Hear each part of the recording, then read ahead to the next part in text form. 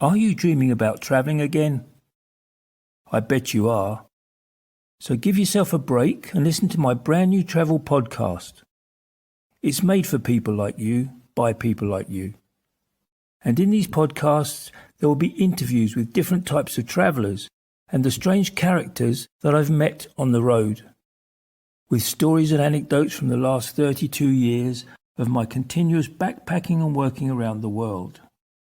Also, there'll be cynical destination descriptions and the occasional travel tip to smooth your journey. And for all the squeamish listeners out there, I just want to say that no studio was used or abused in the making of these podcasts or any of the recordings. So please check it out, and I hope you like it.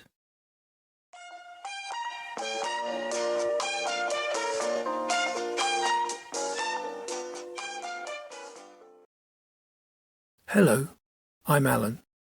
If you listen and like these podcasts, please consider making a small donation to keep these podcasts alive. Unfortunately, at the moment, I have no other means of generating an income, and I really enjoy making these recordings for you. I will put the link below in the description for this podcast. And thank you for listening. By mid-April, the atmosphere had become a lot more intense, and now we all spent more and more time on our own. And it was only in the evenings that we'd come together in the shack. And usually, we'd just sit silently around the warm stove, as everything had already been said so many times before.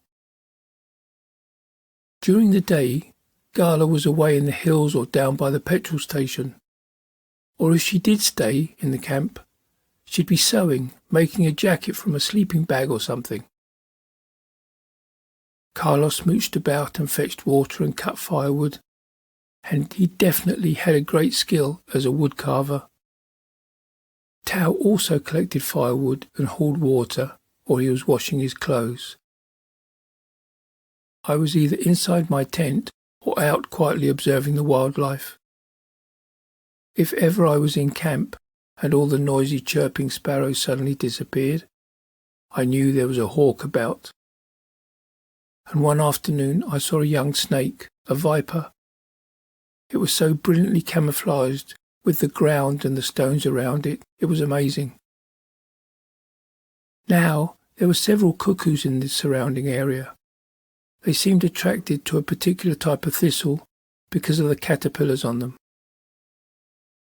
I also watched hawks and buzzards constantly hunting over the fields, looking for voles and mice. And there was a haunting echoing call from a golden oriole, a magnificent yellow and black bird down in the valley.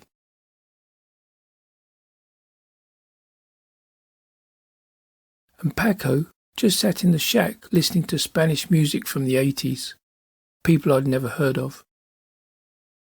He never took notice of David's rules, and now he drank beer in the shack, and anyone who smoked in there too.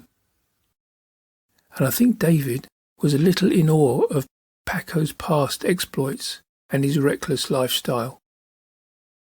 Paco didn't take any notice of David's constant pleas for him to stop dropping his cigarette butts on the ground.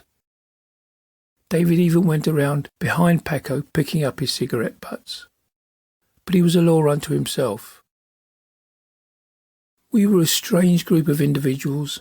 Most of us had a total disregard for authority and for the rules which society expected us to follow. In our own ways, we were all a little anti-authoritarian to some degree, and some of us in the group were so anti-establishment that if the government said every person must wear 2 shoes, they would wear only 1.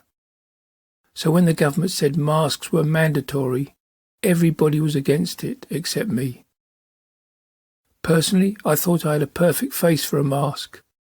Big ears to hold the elastic bands, a big nose to give me breathing space, and it covered half my face. It was a win-win situation for me. It was about mid-morning when an Italian strolled into camp. encouraged by the local police. Frank had the look of an Arab, even though he was Italian, was thinly disguised as a real pilgrim, but was really just another Camino vagabond. David welcomed him back, showing everyone his name and date on the wall of the shack. His name was still scrawled there from last year, along with hundreds, if not thousands, of other names and messages from passing pilgrims. When I was introduced to him, I sensed a wrong 'un, and I wasn't that polite. He seemed to ooze an intensity similar to that feeling you get when you're too near a volcano that's just about to erupt. Uneasy and menacing. But I remained open-minded because sometimes I can be wrong. Both local police and Guardia Civil would often turn up and to check up to see if we were all still at La Casa. Most of them were David's friends from over the 10 years or so he'd been there. In fact, one of the local police officers was a member of the association that organised David to legally be at La Casa de los Dioses. I think another was a female lawyer from Astorga. And David spent a lot of time preaching to Carlos, Paco, Tao and now Frank about his philosophies on life. After all, they were his captive audience. And now, with Francis gone, he used Paco's phone to call his sister and ask her to get him a phone of his own, which she did. And with the lockdown restrictions eased to 2 hours of exercise a day, there were now suddenly a lot more people coming past La Casa, jogging, cycling, and even just walking. The Camino had been deserted for so long that it was very strange yet good to see people back on the Camino. And now, with the restrictions eased, David's friends would turn up at La Casa. They all seemed to have so many more conspiracy theories than he did, more than David could ever invent. And as always, like all conspiracy theories, they were all doom and gloom. There were the obvious ones about COVID, being manufactured by the world governments to kill off all the old people, because they were a drain on society and world finances. To me, it just didn't make any sense. If they wanted to kill off all the old folk during COVID, why didn't they just leave them in the streets? Well, that would have killed them off. They would have caught the disease and spread it very quickly. But no, they told everybody to self-isolate, young and old. And if it's about the people not working and making money for their governments, why didn't they suggest killing off all the young unemployed for doing the same thing?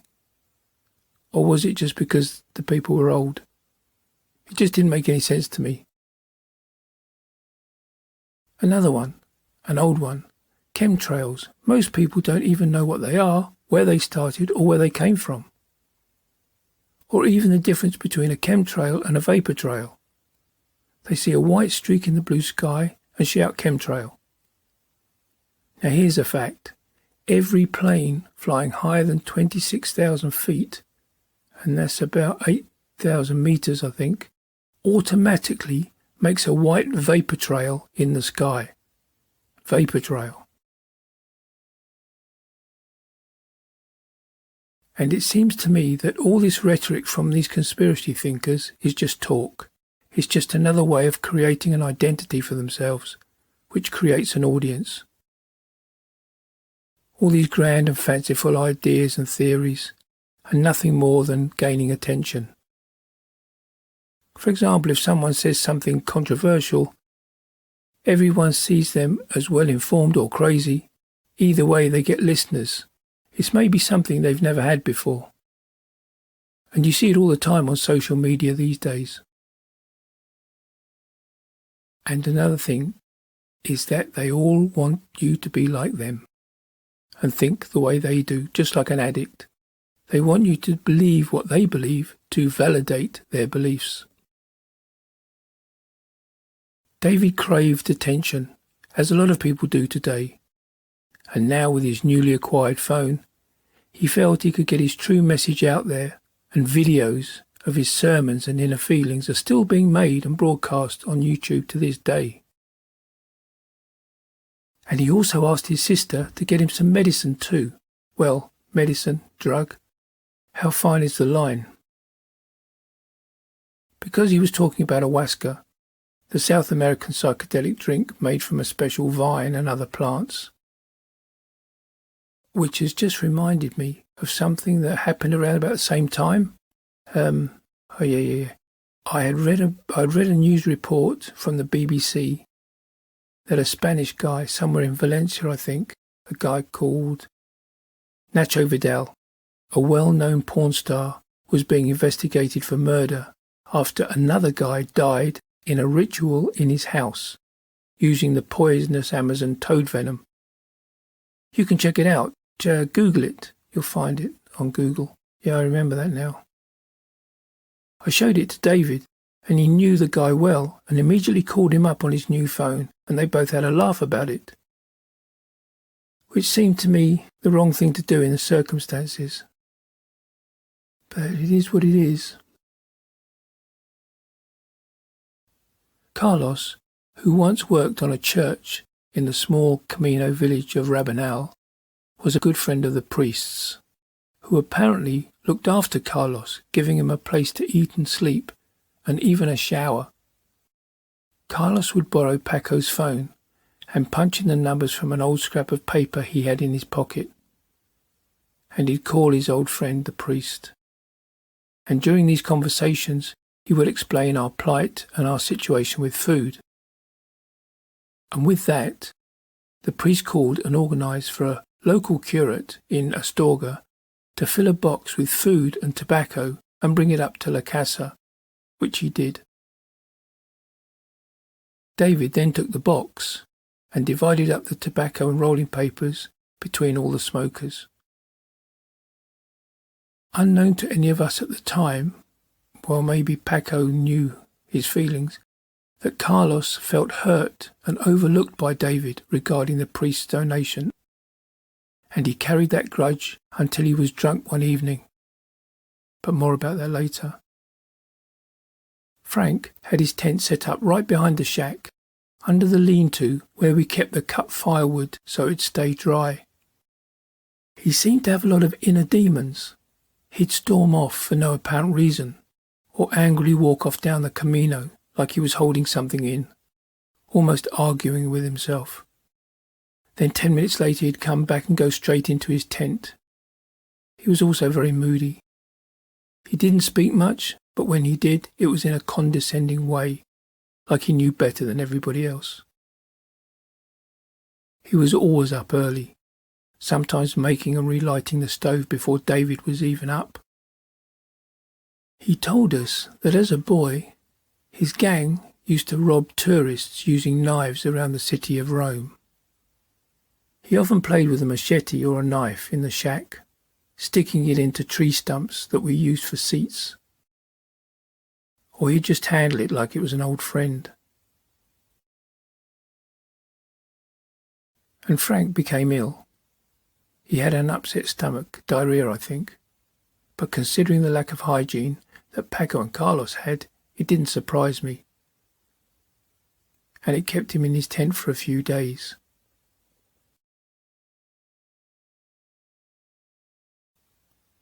Something none of us knew until the machete incident was that Frank and Tao had met before, and there was obviously bad blood between them. Then at 7:20 that morning, as I sat in my tent, Frank apparently came into the shack where Tao was sitting and ordered him to light the fire like a boss would do. Tao retaliated and said he wasn't his slave. From nowhere, Frank produced a machete and placed it on Tao's throat quicker than a magician's sleight of hand. David heard the commotion and stopped it instantly, ordering Frank to leave. And by 10 o'clock he was walking away from the camp, walking east on the Camino. I watched him go. which was strange because 5 days earlier I'd heard Frank say to Paco that he would be leaving on a certain day, the 13th. And the day that he held the machete at Tao's throat was the 13th. Was that a coincidence? I don't think so.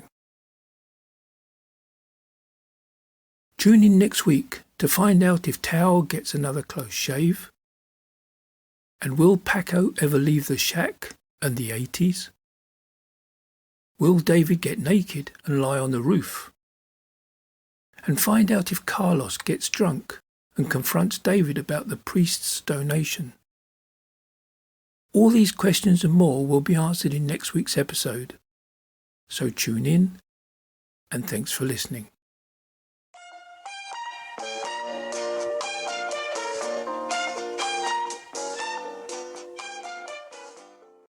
Well, that's all for this week, folks. And please remember, the same road can be travelled 1,000 different ways, so get out there and make it your own.